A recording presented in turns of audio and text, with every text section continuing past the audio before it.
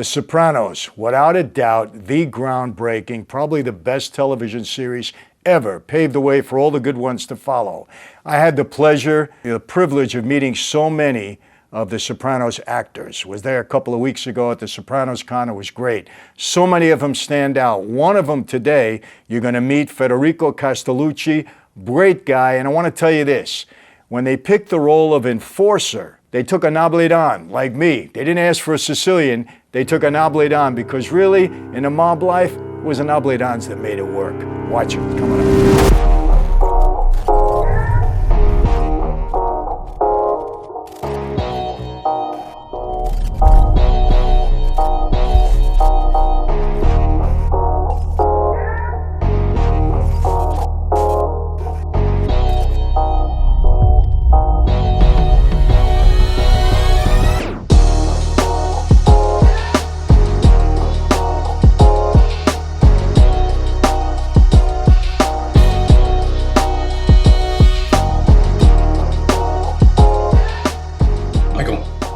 Is. All right.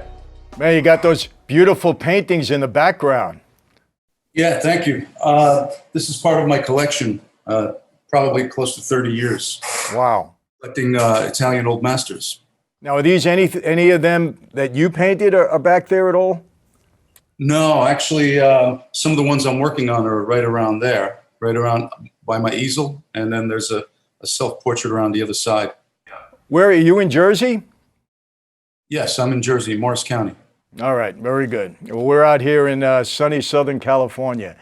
Except, Nice. I got to tell you, the other night we were in a restaurant and it started thundering and lightning out of nowhere. It was the loudest thunder I ever heard in my life. But, me and my son, we were sitting there because I'm from New York. Even though it's been a long time, the whole restaurant... You would have thought a nuclear explosion was happening. Everybody went for cover. They ran away. It was a sight, I got to tell you. It was crazy. Hilarious. Hey, everyone. Welcome to another Sit Down with Michael Franzese, and hope everybody's doing well. And I got to tell you, I'm really excited today. I have a very special guest to sit down with. I had the pleasure, the honor, the privilege of meeting with Federico Castelluccio. A couple of months back, we were at Sopranos Con. We had a great meeting. And it was just a pleasure to know him and now hopefully call him a friend. So without further ado, here is my good friend, Federico. Michael, how are you, man? It's a pleasure to be here. Well, I'm doing well. And, it was great meeting you. And I also had the pleasure of sitting down with you on a stage in front of a live audience. And I got to tell you, I was impressed the way you answered every question, very gracious, just a class act and just enjoyable to be on the stage with you. Thank you, Michael. Thank you. I actually have to say the same thing about you. Well, I thought your questions were great. I thought you were, very professional. And I hear so many great things about your podcast. I've been watching a couple of episodes, and I'm really enjoying it, and I'm really happy for your success. Well, I appreciate that. Hey, we try to do our best. We appreciate a lot of people are tuning in. You try to give them the best content. And obviously today is going to be a real pleasure and people are going to appreciate it very much.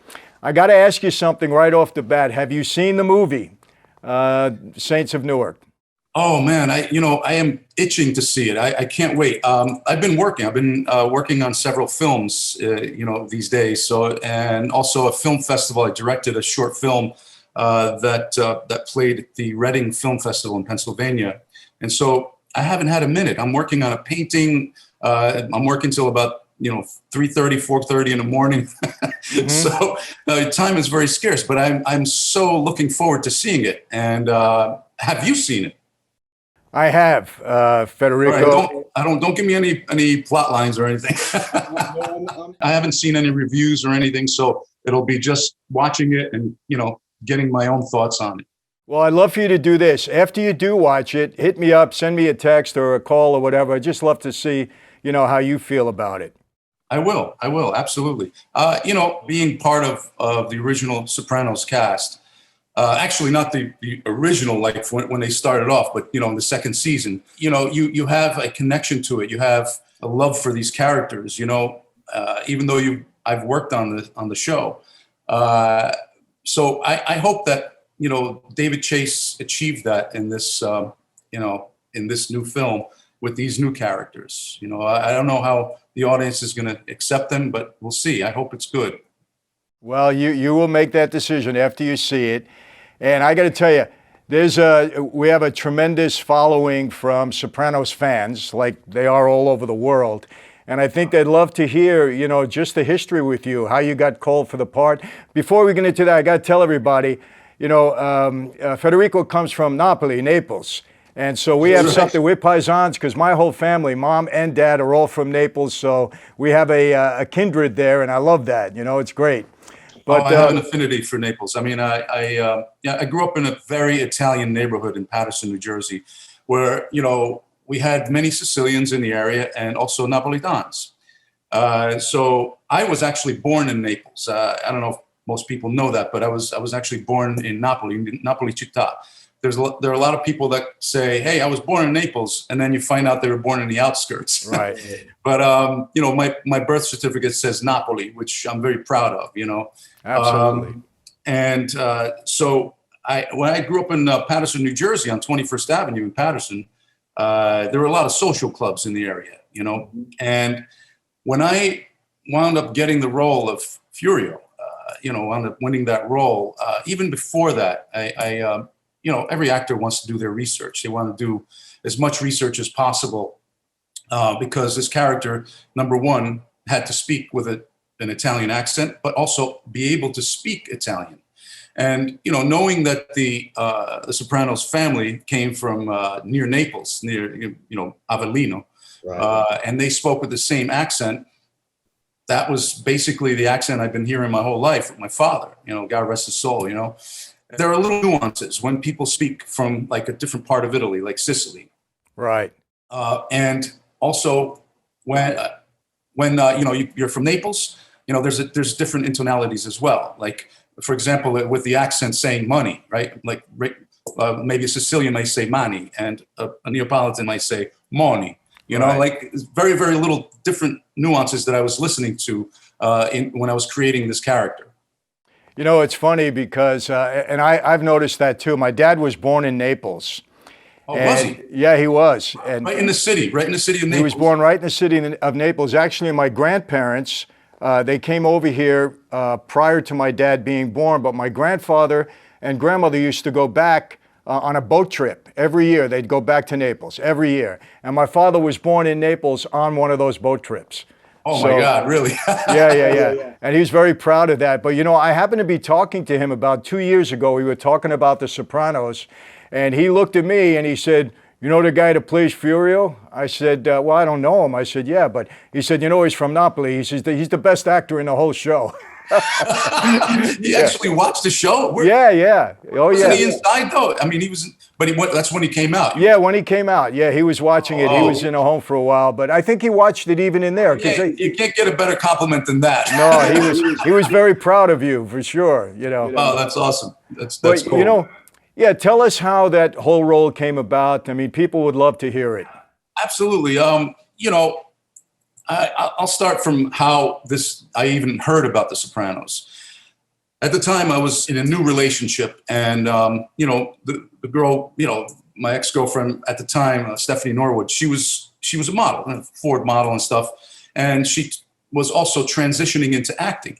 So she was always looking in backstage, and she calls me up one day. She goes, "There's this thing called The Sopranos. You really have to. I want to show you this breakdown." I said, "Sopranos" in my mind. I'm thinking immediately. Everybody thinks of singing. You know what I mean? It's Sopranos. It's like. So I go. I meet with her, and she shows me the breakdown. And I said, "This has nothing to do with singing. This has to do with a mob series." And I saw some of the actors that were already cast in it. Which were tremendous actors, in my opinion. And I knew some of them as well. I knew Vinnie Pastore from a play we did, years before. And also Michael Imperioli. I would run into him in the theater circuit. I would watch him do theater, and I'm sure he's seen me as well. Yeah. And also Gandolfini. A lot of people didn't know who James Gandolfini was, but being someone that when I watch a film, I really kind of zone in, just like your father zoned in on my character. I zoned in all the time on James Gandolfini's character. Even though he was a supporting character in these films, he really stood out. Yeah. And so I saw that he was involved in this. I'm saying, wow, man, some great actors involved. I called my agent. I told Bob, I said, Bob, there's this new series. He goes, oh, I already sent you in for that. Okay. So I said, okay. So the first audition I get was for Johnny Sack, the New York boss. Mm-hmm. And when I read the breakdown, I'm like, I was excited at first. When I read the breakdown, I'm like, wait a minute, this is like sort of a John Gotti type. He's like a little older. I was like 34 during that first audition. And so I called up my agent. I said, hey, Bob Barry from Barry Half Brown. I said, hey, Bob. I said, I read the breakdown on this. I'm like, I don't feel I'm right for this. He goes, well, they called you, they saw your picture and resume. They want you to come in and read. I said, all right, fine. I did a great reading, got a call back, and then I didn't hear anything, which I wasn't surprised anyway, because I knew that role wasn't for me. But when I saw the very first episodes, and I saw the pilot episode and, the following episodes, I was completely blown away by this series. There was nothing on television that I felt was worth my time at the time, right. to sit down and watch it every week. I just wasn't like that. I was just too busy doing so many different things.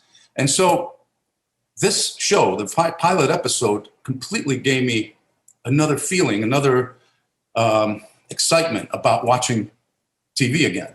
Right. And so well done.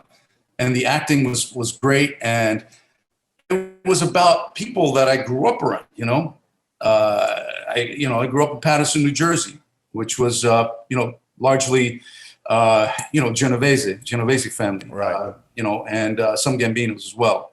So, I grew up around the guys. I did a lot of paintings for them over the years when I was a kid. And so I was very, very kind of familiar with these characters.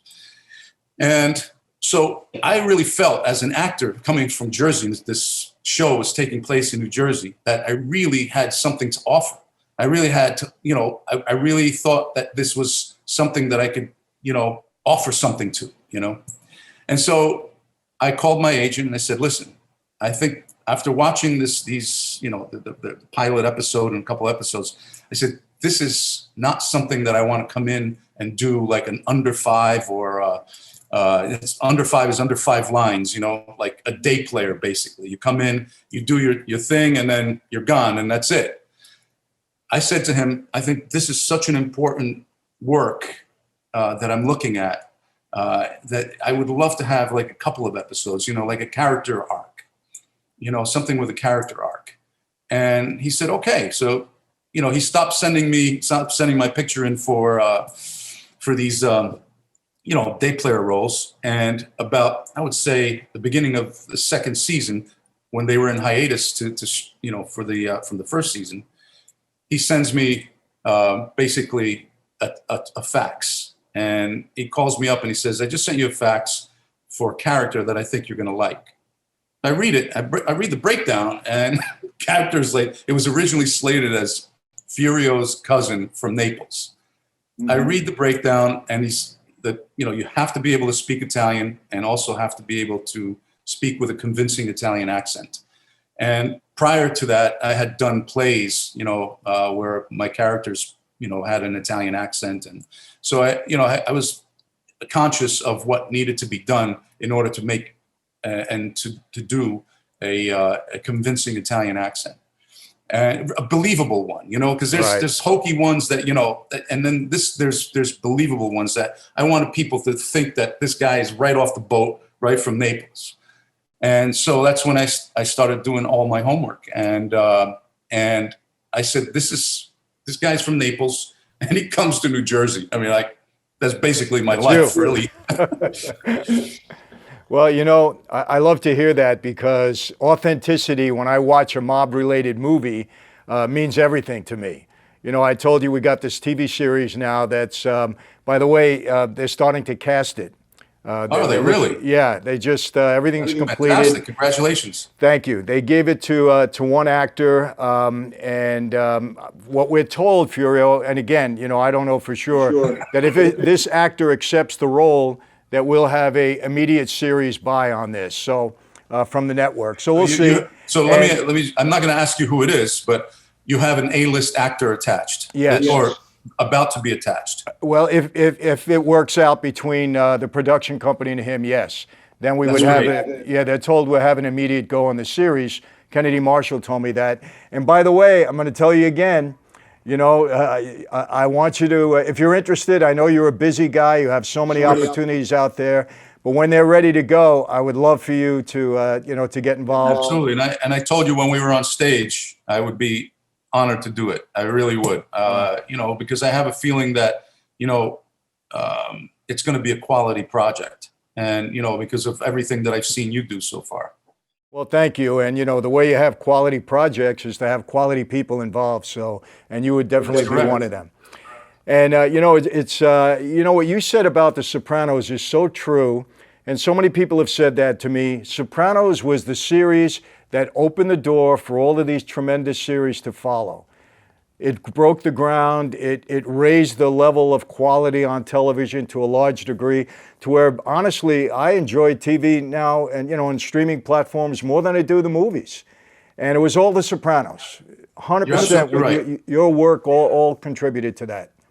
They basically set a benchmark for every other show to follow. And, if they didn't reach that benchmark, they probably would fail. Quality, as you said, had to be a great quality project. No doubt. And let me ask you this, because so many people, James Gandolfini, I mean, so many people have, just love for the guy. I mean, he was so tremendous in this role. I'll tell you a great compliment. Chaz Palminteri, we become friends and we've sat down a few times. Great guy, wonderful guy. And he said to me, great storyteller, by the way. Great storyteller, right? Just a class act. And he said to me, Michael, one of my biggest regrets was turning down the role of Tony Soprano. And he said, but in retrospect, I'm glad I did, because nobody could have done it better than James Gandolfini. So that's a tremendous compliment from a real class guy like Chaz. But what was your relationship with him? Chaz is a great, great guy. He was an inspiration to me, I have to say, as an actor, an Italian-American actor. We became very close. His wife, Gianna, produced my very first short film that I directed. Mm-hmm. We were in a film together as well. It was called A Guide to Recognizing Your Saints. Mm-hmm. And, we had a scene together, but that particular scene was cut from the film. But the film had some quite a bit of acclaim, actually. But he is a great guy, and he's an incredible storyteller. I mean, he's got incredible stories about how he made it, it's fascinating. And I just loved his one-man show. I just I think that was an incredible beginning to a career. Starting off and doing a one-man show, writing it, creating it, also playing every single character. Like, I think there was like 20 something characters in the play, and they're all very specific, and every one of those characters. You've seen these characters before. It's amazing. Just a fantastic guy, and always a pleasure when we see each other. Well, it's amazing. I haven't seen the show yet, but he's just given me a couple of dates, so my wife and I are planning to go in and see it. He was great. What's that? In California or on the no, West on the Coast? East Coast. On the East Coast. Yeah, we'll be coming in. I'll go again and see it. 100%. Yeah, I would love that. I would love that. And then, have you eaten at his restaurant?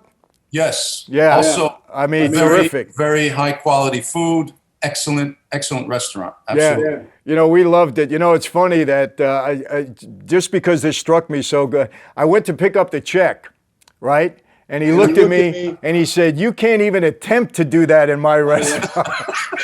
I said, "Wait a minute, you sound like a mob guy now talking to me like that." But he's just a great guy. His wife was well. We had a great evening. But yeah, I'd love to do that. When we come in, I'll let you know. We'll do it together. Absolutely. What was your relationship, or what do you have to say about James Gandolfini? Well, Jim, as I mentioned before, I knew who Jim Gandolfini was. A lot of people didn't, but I'm sure there were a lot of people that noticed him in supporting character roles like I did over the years. Mm-hmm. But he wasn't a household name. And one day I went to go see a friend of mine, Tim Williams, and he was married to Angelica Torn, Rip Torn's daughter. We went to go see, it was a buddy of mine, and we went to go see them in this play. Right before they were about to start, a guy walks in and sits right behind us. And I said to my friend, I go, "Hey man, you see this guy behind us? This guy's unbelievable. This guy's an amazing actor." Who would know that a couple of years after that I'd be working with him? Wow. But yeah, so I knew about James Gandolfini and his work, and I loved his work. And when I got to meet him, he was such a humble person, really down to earth. I remember that first time that I was on my very first time on set on The Sopranos. We worked late into the morning. It was probably 3:30 in the morning. My shot was the last shot of the night. And when everybody was breaking things down, breaking the set down, putting things away, Jim was just kind of standing there in the middle of the street. And I just wanted that opportunity to go over there and tell him, how much I admired his work and how much, that I've been following his work for a long time. And he looked at me and he said, you're following my work? You know my work? And I said, absolutely. But, in that moment, I realized he was such a down-to-earth person and a good guy, you know what I mean? And I always remember him as a very giving actor and also a wonderful person, giving person as well. Yeah, everybody that, some people from the Sopranos series and everybody that I know that knows him had the same thing to say about him. I find it so attractive. Humility among people like James and yourself is such an attractive characteristics, boy, I tell you. And to hear that about him, so often is just, I wish I had a chance to meet him at some point in time, but hey, what could you do? Can't meet everybody. But no, that's great. Really, you would have loved him, man. You would have loved him. He's just a real regular guy from Jersey. Yeah, I like people that are kind of to themselves. There's certain actors out there that have done great work, and they weren't really kind of overexposed. Like a guy like Matt Dillon. I've known Matt for many years. I went to school with his brother, and he really kind of stayed low key the whole time, but always did great work. Yeah. And this is the type of guy that Jim was. He really he cared about the work, but all of this other glitz and glamour and all this other stuff that happens that kind of follows you with fame, he wasn't about that. He wasn't into that. Yeah. And there were many times where he would call me directly. He would say, "Hey Federico, they want me to do this thing, they want me to read with so-and-so, be up there and present something, at a charity event or something." And he just didn't like doing those things. He said, "Would you mind going in for me?" And I would say, "Absolutely, Wow. No problem at all." So, just an all around great person. That's great. Let me ask you, any crazy incidents or things that happen on the set, at any point in time that really stand out, behind the scenes stuff that people don't know about, they'd love to hear? Well, there's always things. There's always things that happen. I remember there was a time that we would do a lot of appearances. I mentioned a specific story when we did that interview in front of a live audience. Mm-hmm.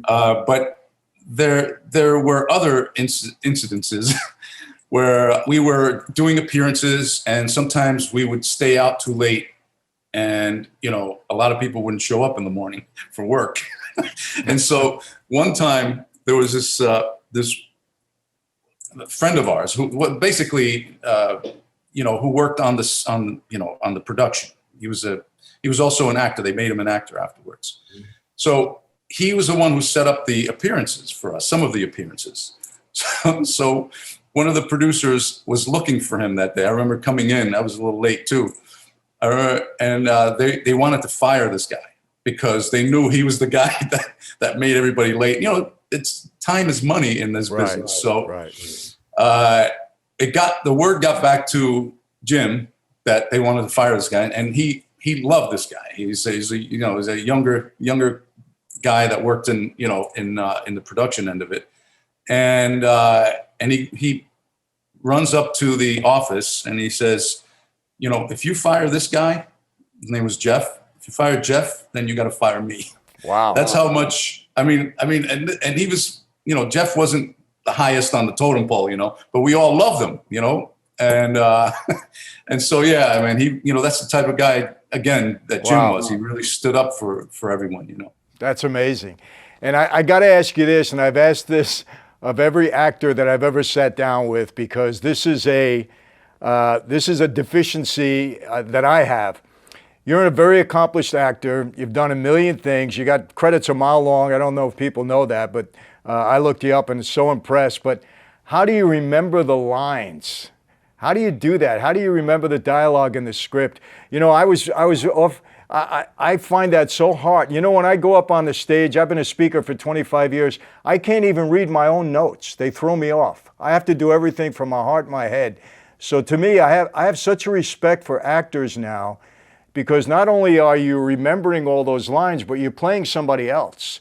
And you have to be in character and remember all of that. It's such a talent and such a craft. I say that from my heart. I really respect actors. Well, Michael, memorization is a muscle memory, basically. The more you do it, the better you get at it. And, you know, when you were growing up, I mean, did you go to Catholic school or anything? I went to Catholic school, yeah. Do you remember Our Father? Oh, yeah. Okay. You remember Hail Mary? Oh, yeah. Okay. So it's the same thing. It's like basically going over and understanding what those prayers were about, right? We were kids.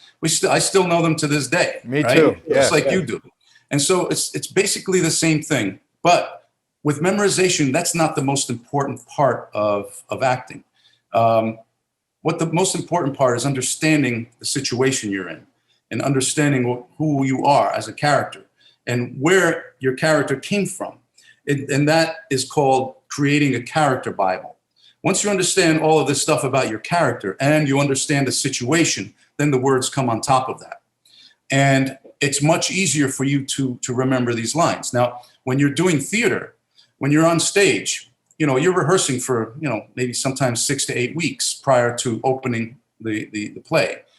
And things like blocking, you know, like, okay, you're rehearsing, you're on book, the director's there, okay, they're saying you stand over here, and your mind says, okay, when I'm in this blocking position, this is when we're talking about the kitchen.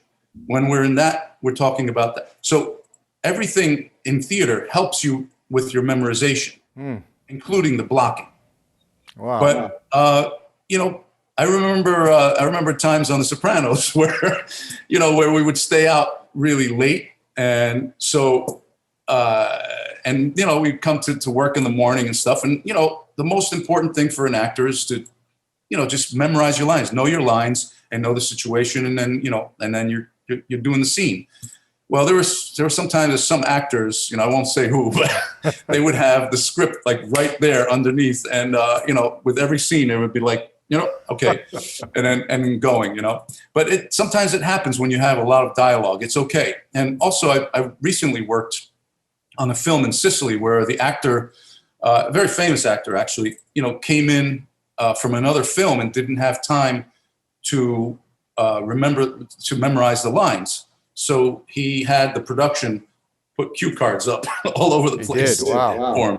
But this was an 8-page scene that I did with him. And I think that, I memorized and, did the entire scene and was on point because I thought it was a very pertinent part of the thing. And this actor, after that happened, he didn't have any more cue cards. He came over to me afterwards and he says, "Hey man, it was a pleasure watching you work." I said, "Thank you very much, man. It means a lot coming from you." Well, that's great. Very interesting. For all you aspiring actors, I hope you should listen to this a couple of times in case you're having, trouble getting into the character and doing it the right way. That was very valuable information, Federico. Thank you. And, I heard with David Chase, Vinny Pastore told me this. He said he doesn't let you deviate at all from the written word on the script. That's it. It's true. Unlike, Scorsese, that might let you improvise a little bit. David Chase was what's on the page, that's what you're saying. That's very true. And can I tell you a little story about what happened with me when I first saw, when I first got the part? Well, I mean, when I was working on the part. Growing up in an Italian household, coming from Italy, speaking Italian every day, to your parents and aunts and uncles, that there's a certain fiber that is within those characters, those people, people coming from the other side. And that's where my character was coming from, Naples. Right. So he's coming from Italy. And so whoever wrote that part, and I think it was Terry Winter. I mean, he knew a lot about Italians. He grew up in, I think it was in Brooklyn or something. He grew up in Queens around Italians. So he knew a lot about it. And he was a very talented writer. But I felt there was this little thing missing. It just needed this, this Italian fiber. And I decided I was going to ad-lib something. So I called up my friend, which was Aida Turturro, who played Janice Soprano. Right. And I said, Aida, I got to the stage, the producers want to read me. They want me to come in and audition for them. They said, Federico, that's awesome. I have to tell you though, that it's one of the coldest rooms I've ever read for. And here's Aida, who's done tons of work, more so than I did at the time. And I said, really? She goes, yeah. I said, well, I was thinking at the end of this thing, because I needed to inject some Italian. And she goes, no, don't anything. They don't want any kind of ad-libbing, any kind of improvising, nothing. It's just their words that are on that page, and that's it. Don't do it, Federico. And I thought about it. I said, all right, well, she knows, so I'm not going to do it. I go to the audition. I start the audition, all is going, everybody's kind of like bored. They're like looking at me like this, all right, let's see what you're going to do, So I get into the audition, and I'm auditioning with all the scenes from the second, I think it was the episode Big Girls Don't Cry. Mm-hmm. And so there's several scenes in there, and one of them was the brothel scene. So I'm starting the audition. I, go through all the motions and everything. And now I feel the room change. When you're doing theater, you know whether, things are going well and the audience is with you. And, the moments you're feeling those moments are very important when you're live in front of an audience. And that's what was happening. I felt the room change positively. Right. They were sitting up now. They were like, kind of leaning forward, and I felt it. And all of a sudden, since everything was going so well, I decided to ad-lib at the end. And so I ad-libbed something in Italian. And so that was the end of it, right? I was about to grab my bag, and all of a sudden somebody that was sitting on the couch, an older gentleman, said, excuse me, Federico, I just want to ask you something. I said, sure. She's like, where are you from? I said, do you mean like, where do I live, or where was I born? He goes, everything. He said, well, I was born in Naples, Italy, and I grew up in Paterson, New Jersey. And I see a little smile come across his face, and he said, thank you. So I was about to leave again, and that was David Chase, by the way. Mm-hmm. So I was about to leave again, and somebody runs up to me, and he says, Federico, hold on a second, hold on. And he's looking at me, he goes, that thing that you said at the end there, in Italian, what did you say?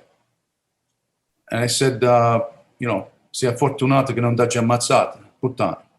And he said, well, what does that mean? He said, and I told him, can I say it on this? Yeah. Go ahead. I said, you're lucky I didn't kill you, you fucking whore. And he says, all right, thank you. And he walks away. And I'm like, oh, shit. I'm like, I should have listened to Aida, man. I didn't hear anything from The Sopranos from that audition for about 2.5 weeks. Wow. And I knew, and I kept calling my agent. I said, Bob, said, I nailed that audition. I know I shouldn't have ad-libbed at the end, but I nailed that fucking audition, man. He goes, Federico, it's still on the breakdowns. That means they didn't cast anybody yet. Mm-hmm. So after about 2.5 weeks, I get a call from my agent saying they want you to come in and read with James Gandolfini. I said, oh, wow, okay. Well, third audition, okay, that's fine.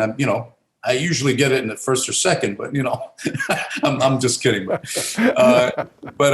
So I came in and I was a little early, and they said, would you mind reading these new sides? And I said, new sides. So, an actor, when, you have everything memorized, you don't want to change anything, you want to do everything. And I wasn't going to do the ad lib at the end. So they go, would you just mind reading this? There's just some minor changes in here. So I said, okay. So I'm reading it, and I'm like, everything is the same. It's absolutely like there's no changes. And then I get to the end, and it says in Italian, you're lucky I didn't kill you, you fucking whore. I'm like, holy shit, that's my line, man. So that was a good sign, right? Yes. So Gandolfini comes in, and I think Vinny Pastore was with him. They had just shot a scene, and he came out and asked Vinny to come with him. He goes, you want to come and see this actor? And it turns out Vinny knew me because we had worked together. Right.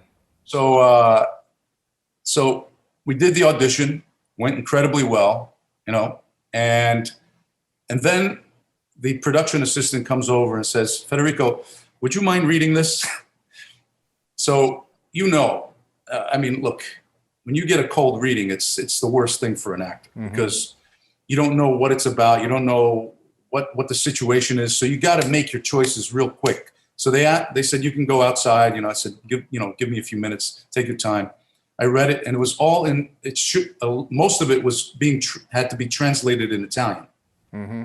So obviously I did it in Napolitan accent because that's where these characters come from. So I went in, I was doing the Napolitan and stuff. And there's a couple points. I remember Jim like breaking character and just like laughing where, you really weren't supposed to laugh, you know what I mean? So I knew that he was breaking character in the moment. And so I finished the audition. I thought it went really well, even the cold read. And so I'm thinking, they're going to offer me the job right then and there. And so they're like, well, thank you very much. And I'm like, they probably saw it in my face. I know that Georgianne Walken, who was, operating the camera, and, she saw it in my face. I was like, shit, man. She goes, Federico, it was a Friday night. Go home, have a drink. We'll call you next week. I said, all right, thank you. I'm thinking next week is going to turn into another couple weeks. You know what I mean? Monday morning comes, and I had a client here that I was being commissioned to do a portrait for. Mm-hmm. And all of a sudden the phone rings, and I said, would you excuse me? I just want to, answer the phone. Answer the phone, and they said, Federico? I said, yes. I said, there's a woman on the other end. She goes, what is your sleeve size and neck size? We need to get your measurements. I said, who is this? They go, this is Federico Castelluccio, right? I said, yes, it is. I said, they go, this is the Sopranos production. I said, whoa, wait a minute. I said, you want my size? Does this mean I have the job that I get? He goes, nobody told you got the character, that you won the role. So wow. Oh man, it was crazy. So what happened was I used to have back then, we didn't have cell phones or beepers around and stuff, as you know. A lot of actors had, if they lived not in New Jersey, like in Pennsylvania or not in New York, but in Pennsylvania or Jersey, they would have New York City numbers, so people wouldn't have to call outside. Right. And it also gave, the people an impression that you were in New York City. Right. So I never checked that service. And apparently he had left a message over the weekend, and I didn't even know, So I found out from the wardrobe department. Oh, that's great. Well, listen, whatever way you find out, right? Yeah, exactly. That's great. But well, let me ask you this. I think a lot of people know that you're an accomplished artist, and not only an accomplished artist, you really can recognize beautiful art. I read one story about a painting that you acquired that was an amazing deal that you made, I would say. But how do you split your time now? Is it 50% acting, 50% artwork? I mean, how do you do that? I think if you ask any actor, there's always a lot of downtime, in between films, television series. Sometimes you're on hiatus, so you have downtime, and I take advantage of that downtime. Whether I'm either working on a series of paintings or going around looking for masterworks. I've had a lot of interesting discoveries over the years. Or directing. I started directing around 2006. And as I mentioned earlier, my very first film was called Tracks of Color, about a child prodigy, but he was a graffiti artist in the South Bronx. And that was produced by Gianna Palminteri, which is Chaz's right. wife. And so from that point on, I just started writing short films. And I did a bunch of short films that won quite a few awards in different festivals. And back in 2015, I believe it was, had the opportunity to shoot, act, and produce in a short film called Lily of the Feast. And when I'm directing, being an artist, painter, I draw all of my storyboards so that my DP and everybody else knows exactly what I'm looking for. And so, and it comes easy to me. I'll look at the location that we're at and I'll start drawing basically, how I see the shots, being filmed. So, after that short film, it won a tremendous amount of awards, and we wound up getting the financing to do the feature film called The Brooklyn Banker. That has several of my colleagues from The Sopranos, David Proval, Arthur Nascarella, John Bianco, wonderful actors, and Paul Sorvino from Goodfellas. Oh, Paul. And yeah, so I'm very proud of that film. It was my first feature film. I had a little cameo in it. The producers wanted me to play the lead, but since it was my first feature, I really wanted to focus on directing, right. Rather than splitting my time as an actor. But I've done that before on many projects. Well, you are an artist in every sense of the word, in film, in acting, in actual art. I mean, if somebody had to say, what are you? You're an artist, period. And yeah, man. I think all the arts are related anyway. Once you've got a creative sense within you, I mean, it's all related pretty much. It's great. And tell us what you're doing now. What do you got going on? I've quite a few things, actually. I am in the middle of a film, and this is what the beard is for. They've asked us to grow facial hair. And you notice since my last time, the hair has been cut. Yeah. So I always grow my hair out in case, there's parts that come up where it's useful. And if not, then they just cut it to the period. This film is based on Mother Cabrini. It's called right now, they don't have a title. It's just the Untitled Cabrini film. Mm-hmm. And some wonderful actors are in it. John Lithgow is in it, David Morse, and a wonderful, wonderful actress from the series Gomorrah. Her name is Cristiana Delanna.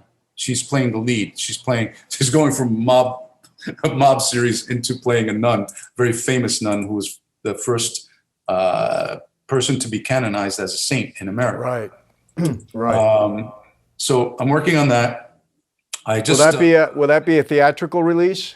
I believe so. Yes. Yeah. I think it's going to be a theatrical release. The director, his name is Alessandro Monteverde, and he is famous for a film that he directed called Bella, and that was, I think, that won, the Audience Award, if I'm not mistaken, or another award at the Toronto Film Festival. And I remember him, and I remember the film because I was at the Toronto Film Festival that year for a film that I was in called El Cantante with Jennifer Lopez and Mark Anthony.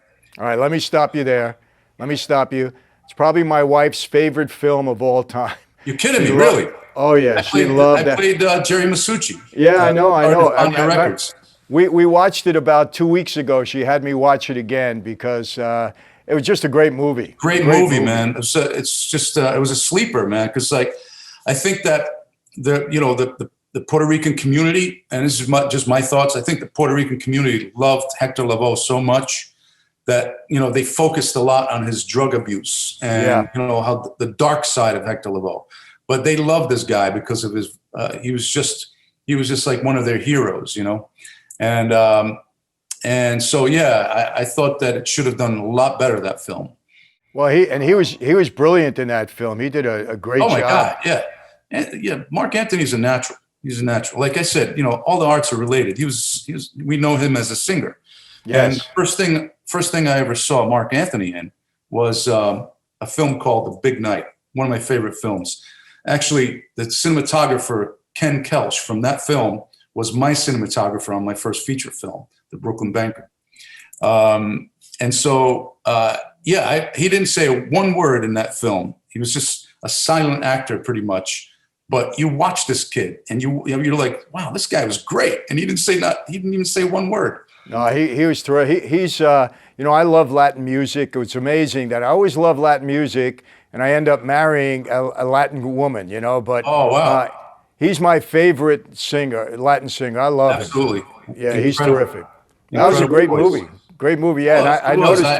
I tell you, I was really proud to be a part of it. And we went to Puerto Rico, and I remember being on stage in one of the scenes, and a few people staring at me. And one of the guys comes over. He goes, "Oh my God, we thought it was Jerry Masucci," and he passed away many years ago. Yeah. And his family, when we had the premiere in New York City, his brother came up to me and said, what a great job I did portraying his brother. And one of the things that I found very challenging was that this was the first time that I ever portrayed an actual person. Most of the time you're creating a character out of thin air. You know what I mean? All of your choices and everything. But this was an actual person. And I did as much research as I could. He was an interesting cat. He was a police officer who wound up becoming an attorney and then, a record producer, basically. Yeah. So he had a lot of interesting things that made this character, basically. Well, it was a great movie. Like you said, it was a sleeper, and you did a great job in it. And I can tell you this, Federico, I could talk to you for the rest of the afternoon. I really mean that. I've been really looking forward to this, but I know, you got things to do, and I'm excited about one thing, and I'm going to definitely hold you to it. When I speak with Chaz and we make a date to go see the show, I'm going to give you a holler, and we'll do it together. We'll go together. I would love to see it again. I mean, the guy's phenomenal. You're gonna love this show. Well, I'm looking forward to it, and then we'll go out to dinner in his restaurant. I guarantee he won't let us pay the check, so that's good. No, I'm telling you, when he looked at me, I thought he was Sonny from the Bronx Tale. He said, "You can't even attempt to pay this check." I said, "Oh, okay." Yeah. I just want to mention one more thing. You interviewed Armand Asante. Armand and I are working on a film right now called Don Q. We're in production right now. Really? I'm not producing that or doing anything. I'm just an actor in this particular film. And Armand really wanted me to be a part of it. So, and we're in the middle of shooting it in Little Italy right now. Well, I got to tell you, I love Armand. I mean, he's been one of my favorite actors ever since I saw him in the first Gotti movie in HBO. You know what? I got to tell you this, Federico. To me, that was, if not the best, one of the best movies ever made in that genre. He nailed the Gotti character. I knew John fairly well. He nailed that character so well. And he's just a class act. He's just a great guy. He became John Gotti in that film. He Absolutely. He was, from what we've seen and what we've heard and what we read about John Gotti, he absolutely became him on that screen. Well, I told him, I said, Armand, you played John Gotti better than John can play himself. That's how convincing you were. You were terrific. Yes, he was great. Well, yeah, I'm glad to know you're both a friend. We communicate quite a bit now, back and forth. He's such a class act. His, his social awareness is just right up there. Absolutely. I tell you, I feel very privileged. I mean that, to have met someone like yourself and Armand and Chaz and Vinny and all of you guys. It's been, for me, a blessing. I really mean it. I enjoy all of you. And it's just great to know you all. Well, it's a pleasure, knowing you as well. And I really hope that your new series takes off with this A-list actor, man. I really hope that works for you. Well, you know what? I'm really happy about the team that's put together. Kennedy Marshall, Frank Marshall is just a great guy. He's given this a lot of attention. Ron Shelton is the writer on it. And, it's a 2-year project so far. I spent probably 100 hours with Ron. And I'm really excited about it. I think this one's going to go the distance, so I will definitely keep you informed. That's for sure. Because, it's funny. I told Frank, I said, Frank, I got Armand, I got Chaz, I got Federico. I'm bringing everybody to the table. And he said, Michael, you couldn't have mentioned better names. That was his response. Wow, that's fantastic. So it's good to hear. That's great. All right, my friend. Well, listen, you have a great rest of the day. We will definitely be in touch, and hopefully we'll see each other in the next couple of weeks. Absolutely. Thank you so much, Michael. It's a pleasure. All right, buddy. All right, we good? All right, I really appreciate it, Federico. Thank you. Thank you. It was great. Man. I really appreciate it. Thank you. People are going to love it, and I'll let you know when we post it. All right, that sounds great. I'll put it on on my social. Excellent. All right, man. Okay, take care. Bye-bye. Bye-bye. Well, there you have it. Just a brilliant guy, great character, tremendous person, a lot of integrity, class act. I mean, what else can you say about him? Just a wonderful guy. And I hope you all enjoyed it. And we got more to come, so stay tuned. Again, thank you all for subscribing. We're really growing. I'm not going to give you the number. You can see it. But appreciate it. MichaelFranzese.com. Jump on. You want to be part of the crew, part of the inner circle, yacht trips, all the stuff that we're doing together. Great content we're putting into the site. You're going to love it. And I had a pleasure to meet so many of my inner circle. Join.michaelfranzese.com. A lot of good things coming up. Stay tuned. How do I always leave you? Be safe. Be healthy. God bless. And God willing, I will see you next time.